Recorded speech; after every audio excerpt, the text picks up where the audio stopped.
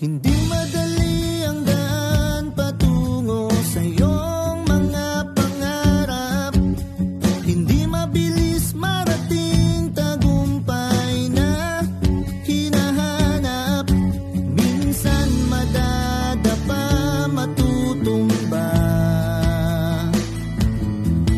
luluha, masasaktan, mawawalan ng pag-asa. Pero lagi mong tatandaan, ang lahat ng bagay ay pinaghihirapan. Kaya